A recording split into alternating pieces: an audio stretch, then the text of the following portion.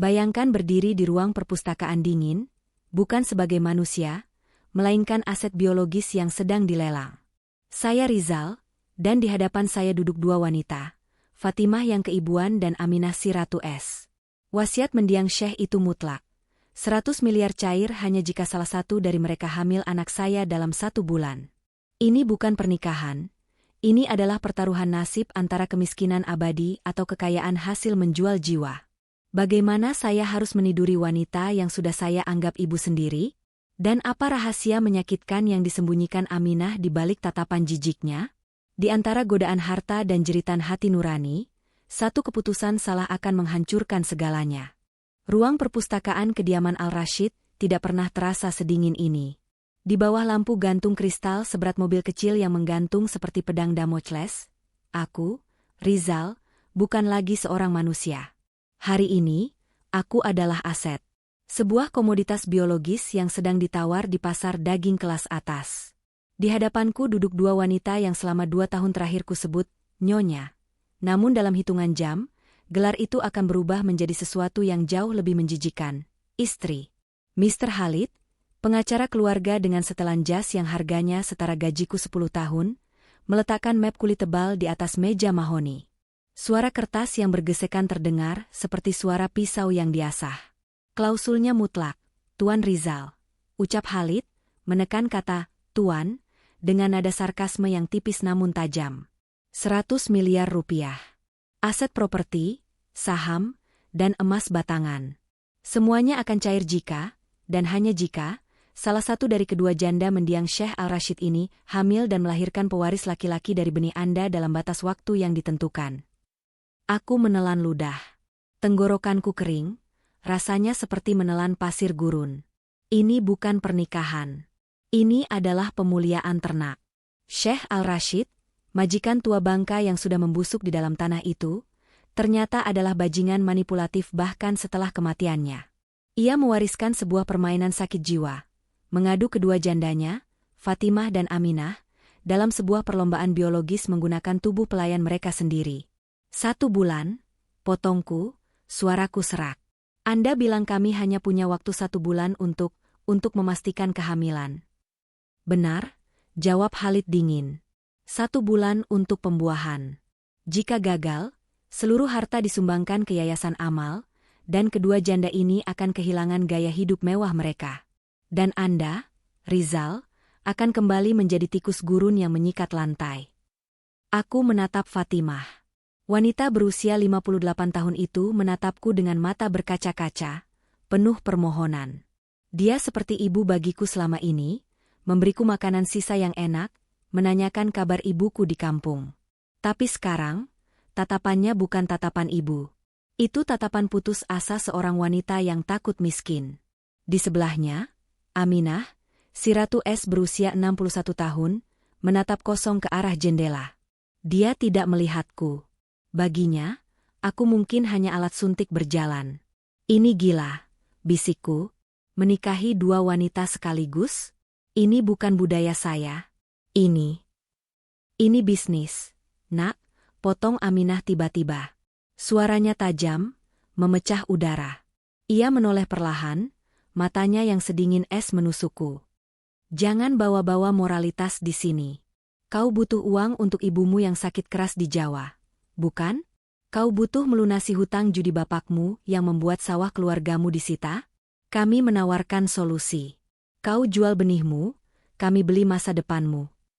Kata-katanya menampar lebih keras daripada cambuk. Aminah tahu segalanya. Mereka telah menyelidikiku.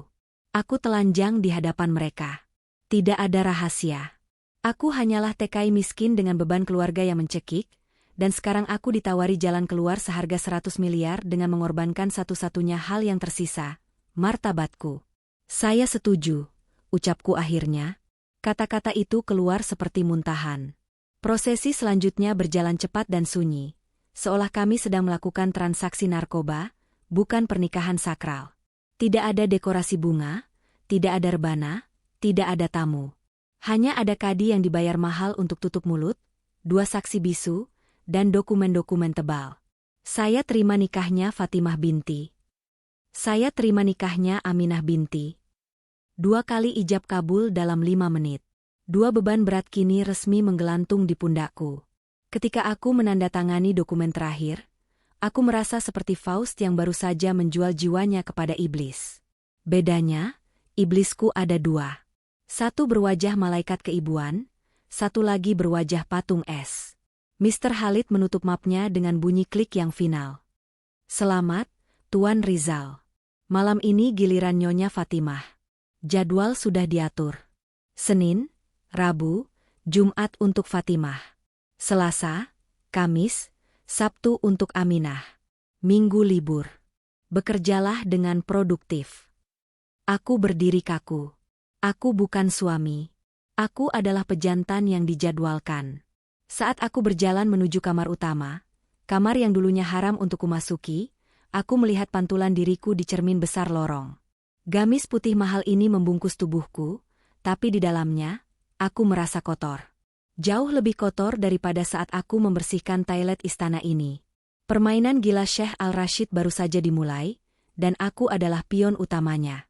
Kamar utama itu berbau seperti toko bunga yang meledak. Aroma melati dan mawar bercampur dengan wewangian oud yang berat, menciptakan udara yang tebal dan menyesakan. Ini adalah malam pertama, malam Senin, jatah Fatimah. Aku duduk di tepi ranjang berukuran king size yang spray sutranya terasa terlalu licin di kulitku. Jantungku berdegup bukan karena gairah, melainkan karena teror. Pintu kamar mandi terbuka. Fatimah keluar mengenakan gaun tidur satin berwarna merah marun yang longgar namun cukup transparan untuk memperlihatkan lekuk tubuhnya yang termakan usia. Ia tersenyum, senyum yang sama yang ia berikan saat memberiku sepiring nasi kebuli sisa majikan minggu lalu. Tapi kali ini, ada nuansa lain di sana, kecanggungan yang mengerikan dan harapan yang membebani. Jangan tegang begitu, Rizal, ucapnya lembut, berjalan mendekat. Ia duduk di sampingku. Kasur empuk itu melesak di bawah bobot tubuhnya. Anggap saja ini ibadah. Ibadah. Kata itu terdengar nista di situasi ini. Tangannya yang hangat dan lembut menyentuh punggung tanganku. Sentuhan itu, ya Tuhan, itu adalah sentuhan seorang ibu.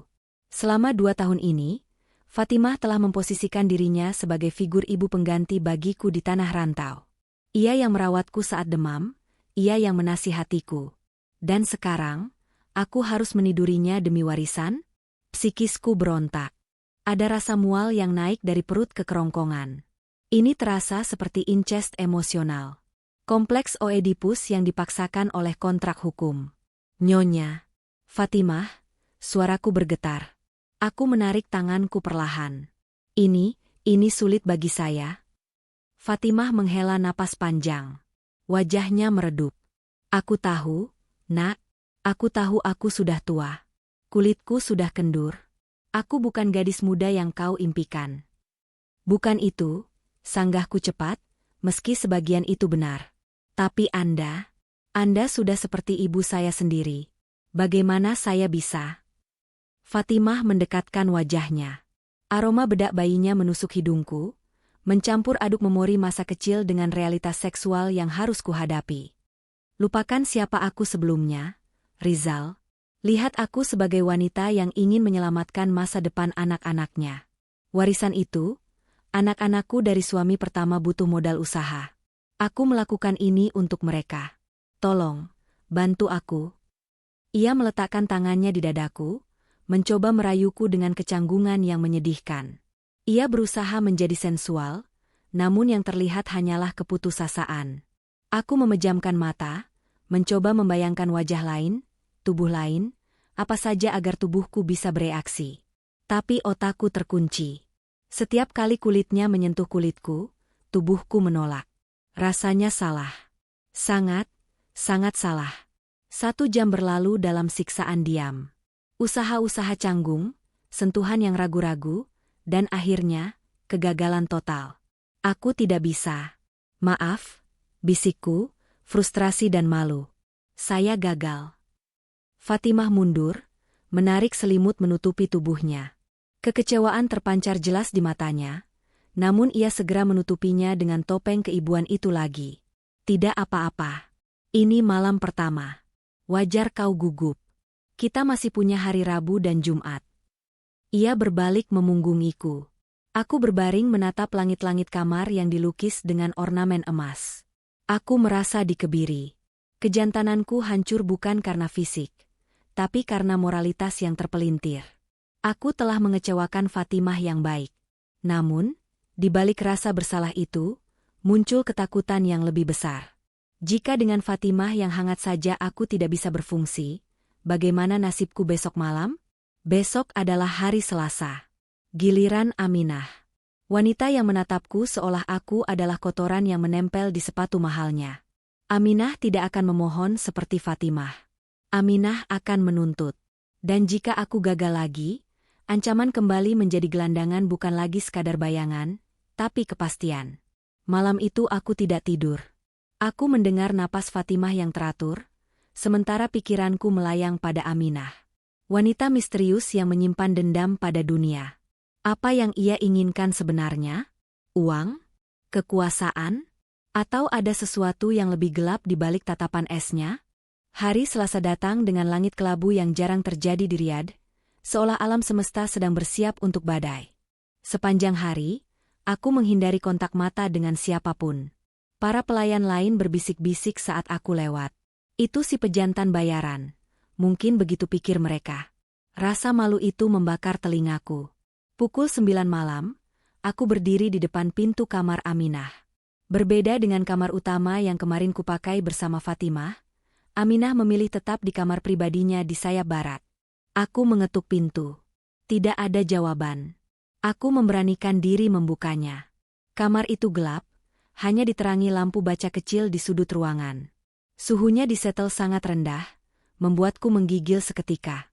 Aminah duduk di kursi bludru tinggi, memegang segelas anggur non-alkohol, mengenakan gaun tidur sutra hitam yang tertutup rapat dari leher hingga kaki. Ia tidak terlihat seperti istri yang menunggu suami, melainkan seperti hakim yang menunggu terdakwa. Masuk. Tutup pintunya, perintahnya tanpa menoleh. Aku melangkah masuk, suara langkahku tenggelam dalam karpet tebal. Selamat malam, Nyo. Aminah. Ia memutar kursinya perlahan menghadapku. Tatapannya setajam silet. Ia meneliti tubuhku dari ujung kaki hingga kepala dengan rasa jijik yang tidak ditutup-tutupi. Jadi, kau gagal memuaskan Fatimah kemarin? Aku dengar dinding di rumah ini tipis. Wajahku memanas. Itu, masalah teknis. Situasinya canggung. Canggung? Aminah mendengus, sebuah tawa kering yang tidak menyentuh matanya. Ia berdiri, tubuhnya yang kurus tinggi menjulang. Ia berjalan mengelilingiku seperti predator mengitari mangsa. Kau pikir ini tentang cinta? Romantisme?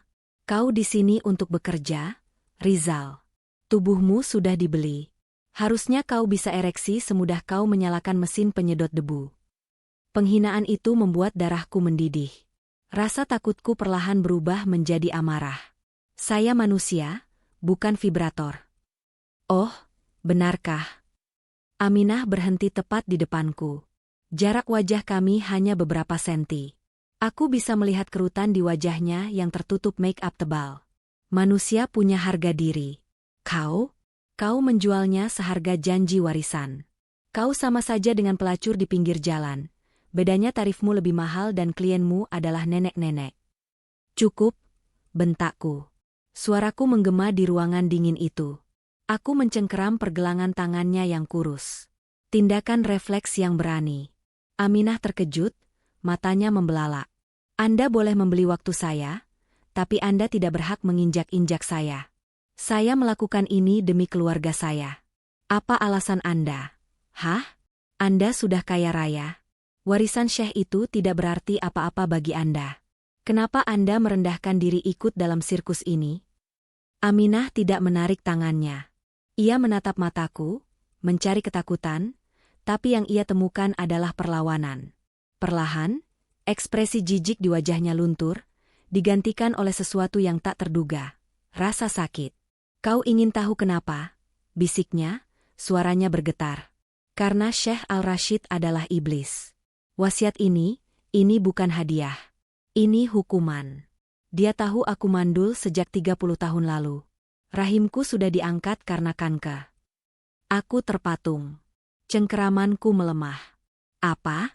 Jadi, Anda tidak mungkin hamil? Tidak mungkin, jawabnya getir. Dia tahu itu.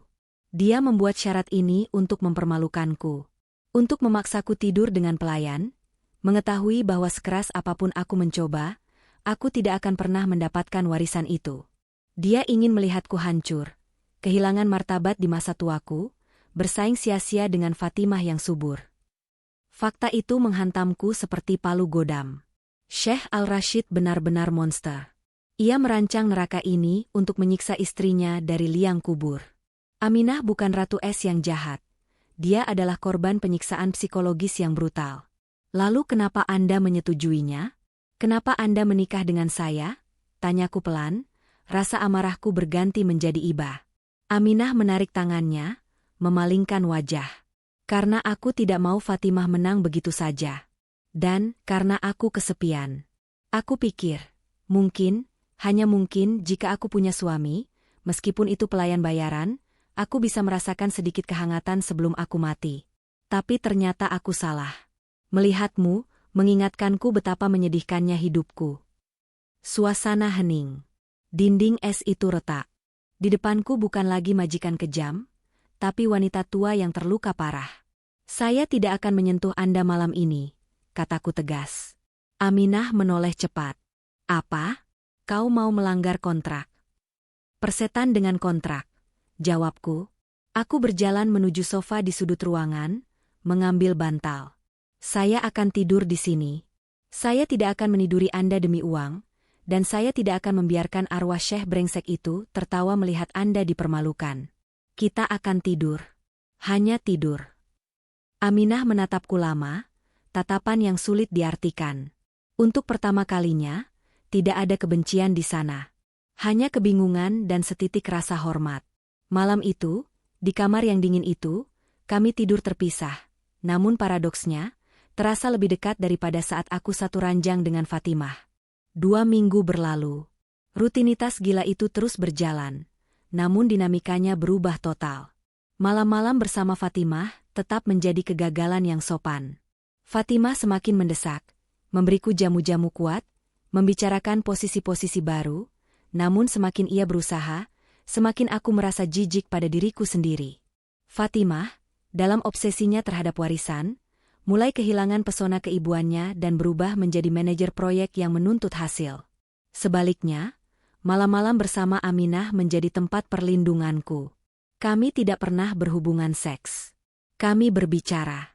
Aminah, yang ternyata memiliki wawasan luas tentang sejarah dan seni, mulai membuka diri. Aku, yang selama ini hanya dianggap tenaga kasar, ternyata bisa menjadi pendengar yang baik.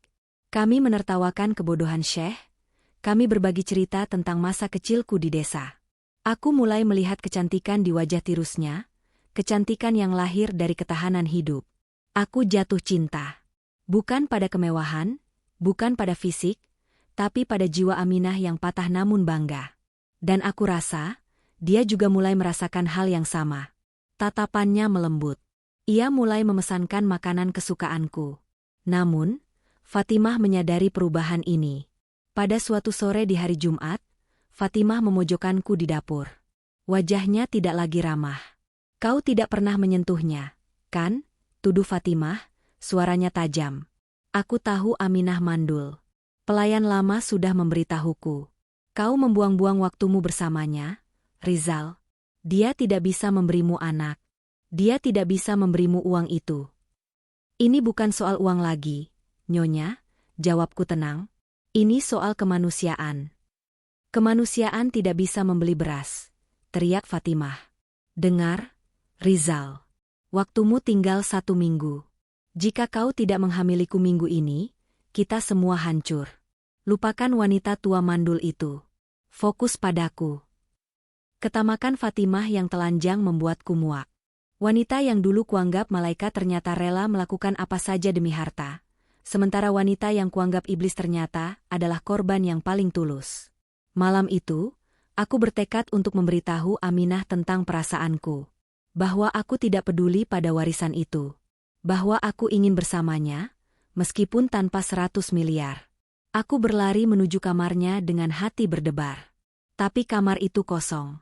Lemari pakaiannya terbuka, isinya bersih.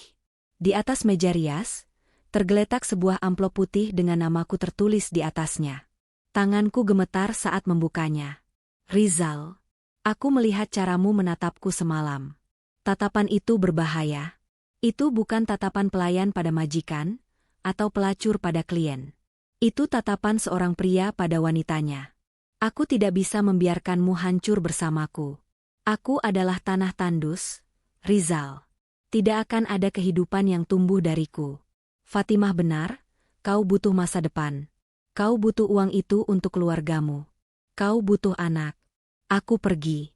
Dengan kepergianku, secara hukum pernikahan kita batal.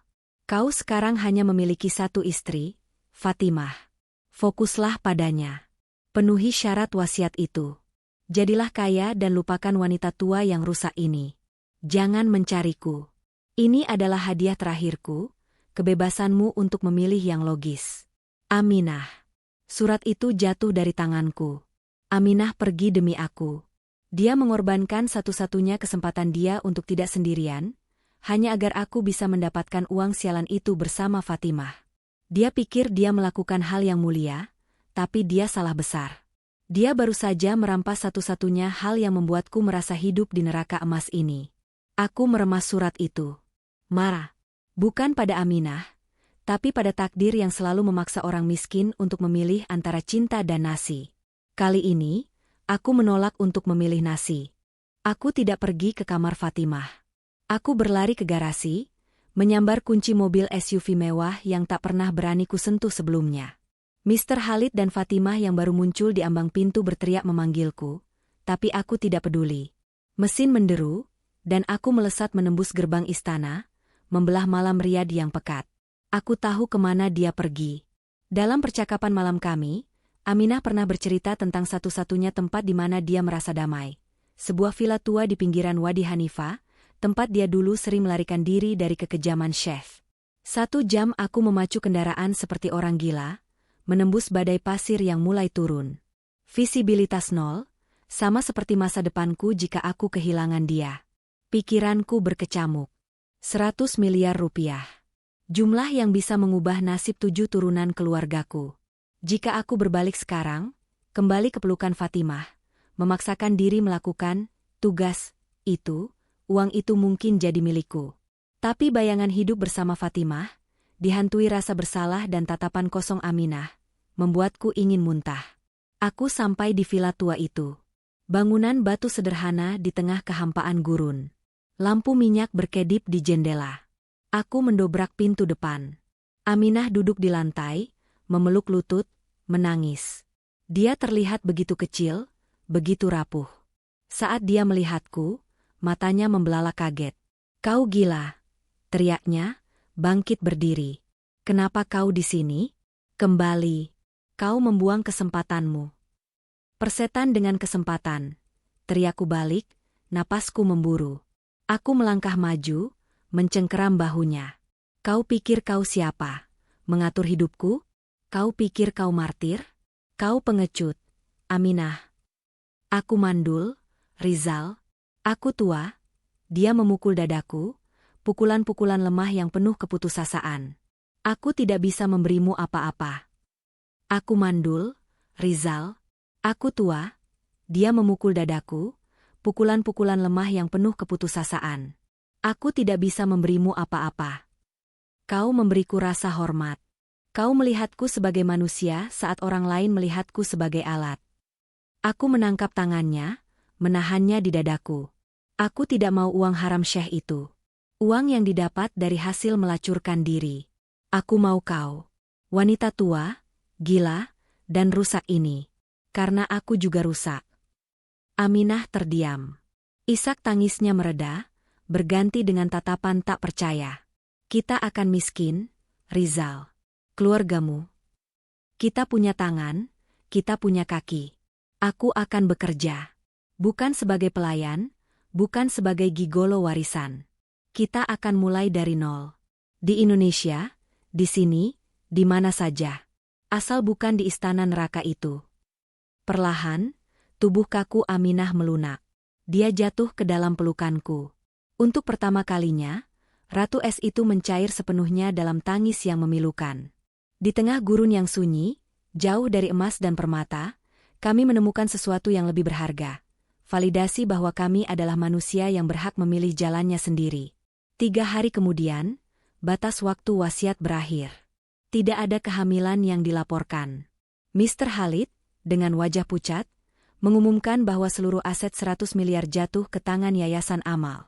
Fatimah histeris, menyalahkanku, mengutuk kebodohanku. Dia kembali menjadi janda kaya yang kesepian, namun kini dengan hati yang dipenuhi dengki. Aku dan Aminah, kami tidak mendapatkan sepeser pun dari 100 miliar itu. Tapi Aminah masih memiliki tabungan pribadinya. Tidak sebanyak warisan Syekh, tapi cukup. Kami pindah ke sebuah rumah kecil di pinggiran kota. Aku membuka bengkel kecil, kembali bekerja dengan tangan yang kotor oleh oli, bukan oleh dosa. Orang bilang aku bodoh.